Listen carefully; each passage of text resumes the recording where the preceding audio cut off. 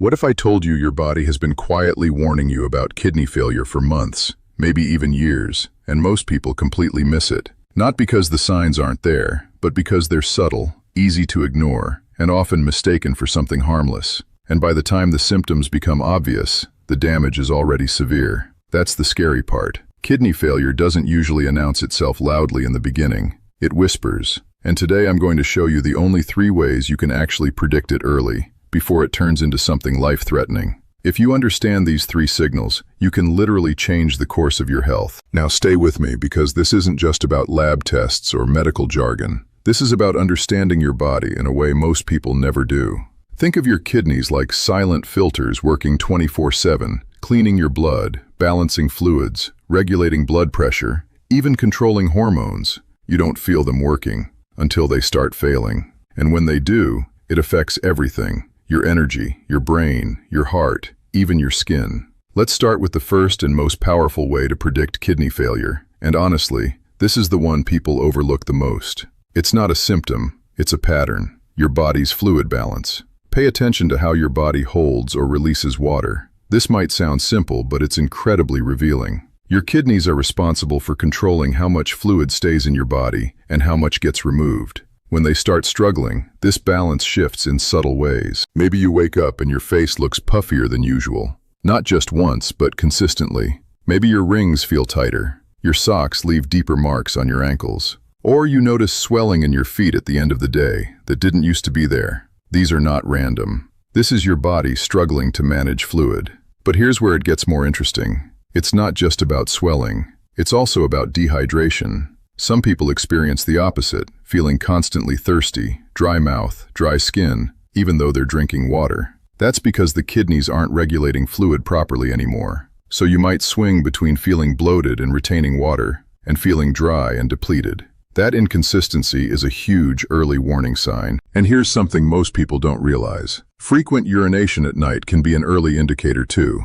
If you're waking up multiple times to use the bathroom, especially if this is new for you, your kidneys might be losing their ability to concentrate urine properly. On the flip side, some people notice they're urinating less overall, even if they're drinking normally. These changes often happen gradually, so people adapt to them without questioning. But if you step back and look at the pattern, your body is telling a very clear story. Now, the second way to predict kidney failure is something you can't see in the mirror, but you can feel it deeply: your energy and mental clarity. Your kidneys don't just filter waste. They prevent toxins from building up in your blood. When they start to slow down, those toxins begin to accumulate. And the first place you'll notice it isn't in your kidneys, it's in your brain and your energy levels. You might start feeling tired all the time, even after a full night's sleep.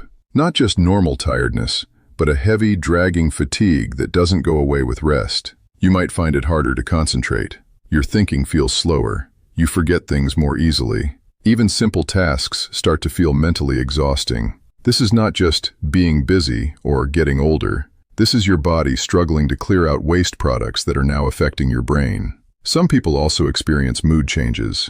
They feel more irritable, anxious, or even slightly depressed without a clear reason. Again, this ties back to the buildup of toxins and the imbalance of chemicals in the body. And there's another layer to this. As kidney function declines, your body produces less of a hormone called erythropoietin, which helps make red blood cells. Fewer red blood cells means less oxygen reaching your tissues, and that leads to fatigue, weakness, and even shortness of breath. So if you've been feeling unusually drained, mentally foggy, or emotionally off, and you can't explain why, it's worth paying attention. This is often one of the earliest internal signals that something is wrong.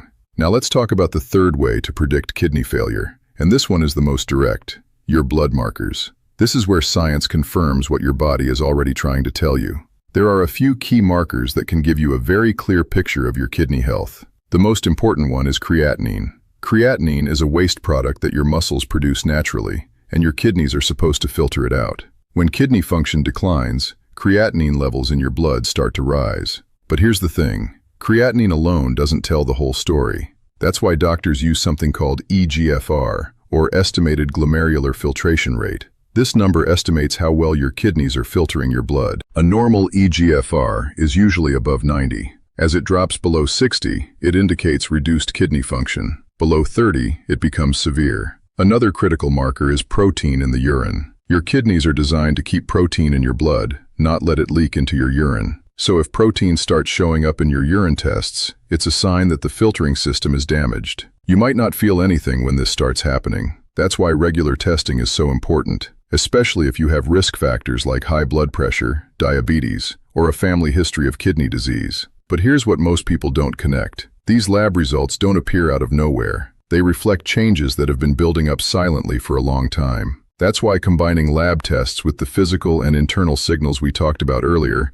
gives you a much more complete picture. Now let's bring this all together, because this is where it becomes powerful. Kidney failure is not a sudden event. It's a gradual process, and in most cases your body gives you multiple chances to catch it early. The problem is, we often ignore the early signs. We normalize fatigue, we blame swelling on diet, we brush off brain fog as stress, and we don't check our labs until something feels seriously wrong. But if you start paying attention to these three areas, your fluid patterns, your energy and mental clarity, and your blood markers, you can detect problems much earlier than most people, and early detection changes everything. Because in the early stages, kidney damage can often be slowed down, sometimes even partially reversed, depending on the cause. Lifestyle changes, better hydration, managing blood pressure, controlling blood sugar, improving diet. These can make a massive difference if you catch the issue in time. But once kidney failure reaches an advanced stage, the options become much more limited.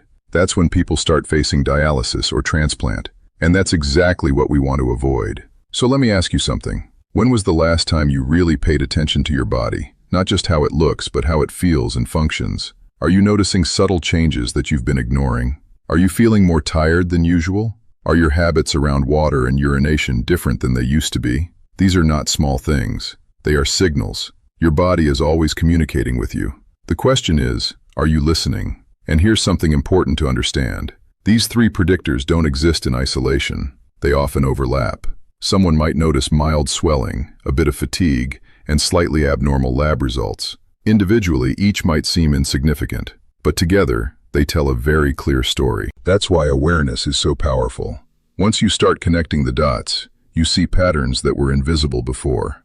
And one more thing that's crucial, risk factors.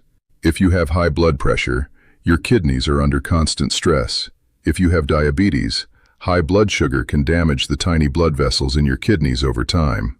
If you're taking certain medications frequently, especially painkillers, they can also impact kidney function. Even lifestyle factors like a high-salt diet, dehydration, lack of physical activity, and poor sleep can slowly contribute to kidney strain. This doesn't mean you should panic. It means you should be aware, because awareness leads to action, and action leads to prevention. Imagine catching a problem when it's still small, when simple changes can make a big difference. That's the opportunity most people miss. Instead, they wait until symptoms become severe, until swelling becomes obvious, until fatigue becomes overwhelming, until lab numbers become alarming. And by then, the situation is much harder to manage. But you don't have to follow that path. You can choose to pay attention now. You can choose to listen to your body before it starts shouting. And that's really what this is about.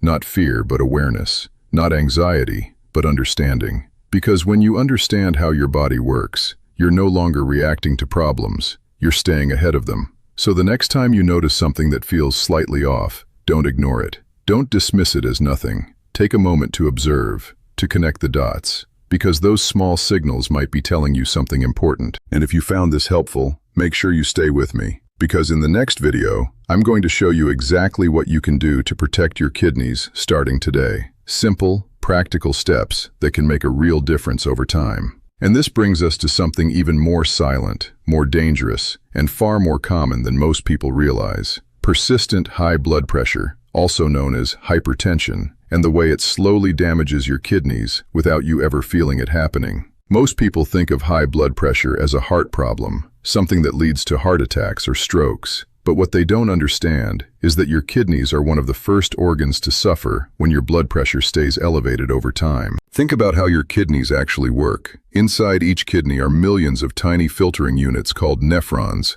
These are incredibly delicate structures, and inside them are even smaller blood vessels called glomeruli. These vessels are designed to handle a very specific level of pressure, just enough to filter waste from your blood, while keeping important proteins and nutrients inside. But when your blood pressure stays high day after day, year after year, that pressure becomes too much for these tiny vessels to handle. Imagine constantly forcing water through a fragile filter at high pressure. At first, nothing seems wrong. The filter still works. But slowly, the material begins to weaken. Small tears form. The structure starts to break down. That's exactly what happens inside your kidneys. The high pressure damages the walls of these microscopic blood vessels, making them thicker, stiffer, and less efficient at filtering your blood. And here's the problem.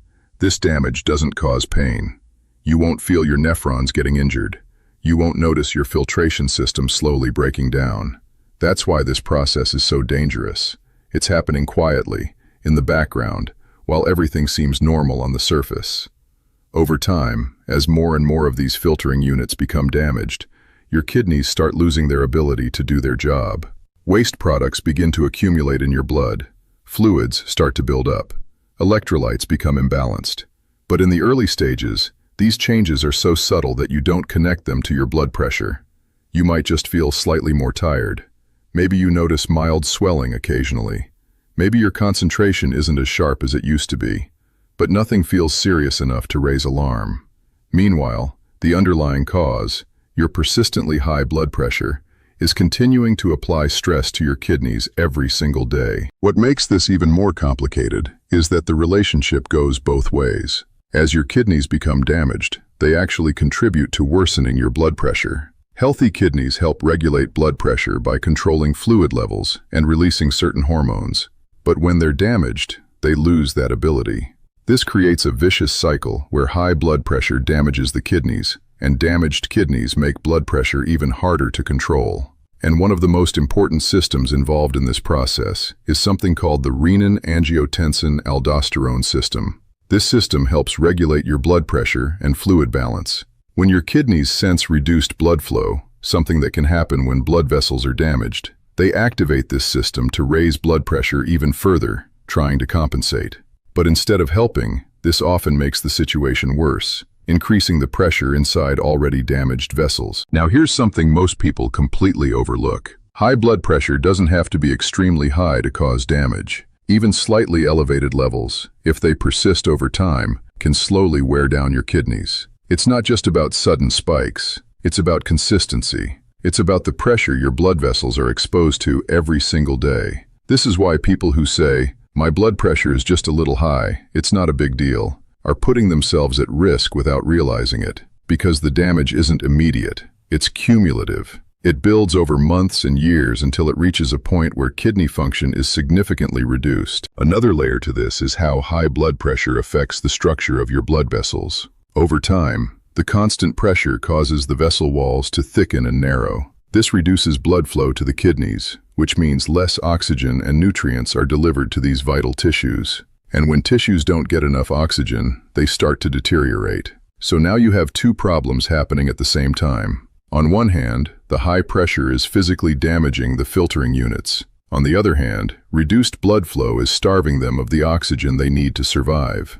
This combination accelerates kidney damage in a way that most people never realize is happening. And because your kidneys have a remarkable ability to compensate, you can lose a significant portion of your kidney function before you notice any major symptoms. This is why many people only discover they have kidney issues when the damage is already advanced. Now think about how this connects to everyday life. Stress, poor diet, lack of physical activity, excessive salt intake. These are all factors that can contribute to elevated blood pressure. And because they're so common, people normalize them. They think feeling stressed all the time is just part of life. They think eating processed foods is normal. They don't realize that these habits are slowly increasing their blood pressure and putting constant strain on their kidneys. Salt intake is a particularly important factor here. When you consume too much salt, your body retains more water to balance it. This increases the volume of blood in your circulation, which raises blood pressure. And that increased pressure directly impacts your kidneys. But it's not just salt.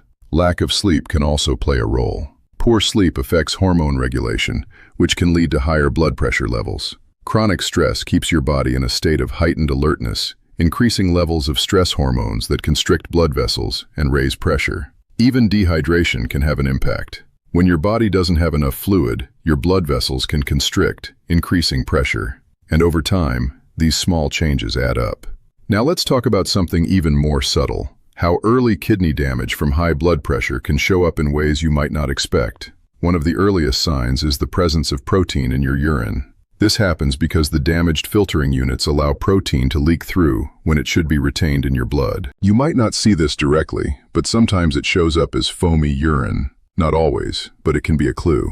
Again, it's subtle, easy to ignore, but it's your body signaling that something isn't right. Another early change is a gradual increase in waste products in your blood. This can affect your energy levels, your appetite, even your skin. Some people notice their skin becomes drier or itchier. Others experience a metallic taste in their mouth or a reduced desire to eat. These symptoms don't immediately point to kidney problems, which is why they're often overlooked. People look for obvious signs, but kidney damage from high blood pressure rarely presents itself in obvious ways early on. And this is why monitoring your blood pressure regularly is so important. Not just once in a while, but consistently, because you need to see the pattern. You need to know if your blood pressure is staying elevated over time. It's also why routine blood and urine tests matter. These tests can detect changes long before symptoms appear. They can show rising creatinine levels, decreasing filtration rates, or the presence of protein in urine. But awareness goes beyond tests.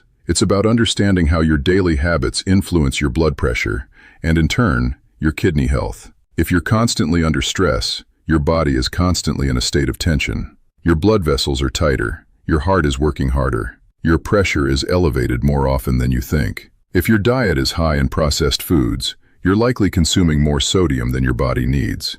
This contributes to fluid retention and increased pressure. If you're not moving your body regularly, your cardiovascular system becomes less efficient, making it harder to regulate blood pressure. And over time, these patterns create the perfect environment for kidney damage to develop. The key here is not fear, but awareness. Understanding that your kidneys are incredibly resilient, but they are not invincible. They can handle occasional stress, but not constant pressure. And the most dangerous part of persistent high blood pressure is how normal it can feel. You don't feel your blood pressure rising. You don't feel your kidneys being damaged. Life goes on as usual, until one day, something feels off enough to investigate. But by then, the process has been ongoing for a long time. So when you think about predicting kidney failure, this is one of the most important pieces of the puzzle. Not just whether your blood pressure is high today, but whether it has been consistently elevated over time. Because that consistency is what causes damage. And once you start looking at your health through this lens, you begin to see connections you didn't notice before. You start to understand that your body is not a collection of separate parts, but an interconnected system where one issue can affect everything else. Your heart, your blood vessels, your kidneys, they're all working together. And when one part is under strain, the others feel it too. So the next time you check your blood pressure, don't just look at the number and move on. Think about what that number represents. Think about the pressure inside your blood vessels. Think about how that pressure is affecting the tiny filters in your kidneys right now, even if you can't feel it. Because that awareness is the first step toward protecting your kidneys before the damage becomes irreversible. And if you take this awareness one step deeper, you start to notice something even more precise, something happening at a microscopic level that most people never think about, yet it quietly reveals how well your kidneys are functioning. This is where electrolyte balance comes in, especially two of the most critical ones your body depends on every single second: sodium and potassium. These aren't just random minerals floating around in your body. They are essential electrical messengers. Every heartbeat, every muscle contraction, every nerve signal relies on the right balance between sodium and potassium. And your kidneys are the primary system responsible for keeping that balance stable. They constantly filter your blood, deciding how much sodium to keep, how much to remove, how much potassium to excrete, and how much to retain. So when your kidneys start to struggle, even slightly, this balance begins to shift. Not dramatically at first, not in a way that immediately alarms you, but in subtle ways that slowly start affecting how your body feels and functions. Let's start with sodium, because this is where many of the earliest changes begin. Sodium controls fluid balance in your body. When sodium levels rise, your body holds on to more water. When sodium levels drop, your body loses water. Under normal conditions, your kidneys adjust this perfectly. But when they start to lose efficiency, sodium regulation becomes inconsistent. You might notice this as unexplained bloating or puffiness that comes and goes. Some days you feel heavier, more swollen, even if your diet hasn't changed much. Other days you feel slightly dehydrated, even though you're drinking enough water. This fluctuation is your body struggling to maintain balance. And here's something subtle but important. Your blood pressure is closely tied to sodium levels. When sodium builds up, it increases the volume of fluid in your blood vessels, raising pressure. This creates additional strain on your kidneys, feeding back into the cycle we just talked about. So now you have two things happening at once. Your kidneys are struggling to regulate sodium, and the resulting imbalance is putting even more pressure on them. Now let's shift to potassium, which is even more sensitive when it comes to kidney function. Potassium plays a crucial role in regulating your heart rhythm and muscle function. Your kidneys are responsible for removing excess potassium from your blood. When they're working properly, potassium levels stay within a very tight range. But when kidney function begins to decline, potassium can start to build up. And this is where things become more noticeable, even in the early stages. You might experience subtle muscle weakness. Not the kind that comes from a hard workout, but a general sense that your muscles feel less responsive. You might notice occasional muscle cramps or twitching. Some people feel a strange heaviness in their limbs, like their body is slightly harder to move. And then there are the more internal sensations. Your heartbeat might feel slightly irregular at times. Not necessarily alarming, but different. Maybe it feels like a skipped beat, or a brief flutter that comes and goes. These are the kinds of signals most people dismiss, but they can be early clues that potassium levels are not being regulated properly. What makes this even more complex is that electrolyte imbalances don't always move in one direction. In some cases, people may experience low potassium instead of high potassium, especially if other factors are involved like certain medications or dietary patterns. This can lead to fatigue, weakness, and even dizziness. So instead of a single clear symptom, you get a range of subtle, shifting sensations that don't seem to point to one obvious cause. That's why electrolyte imbalances are often overlooked in the early stages of kidney dysfunction. Now think about how this connects to your daily habits.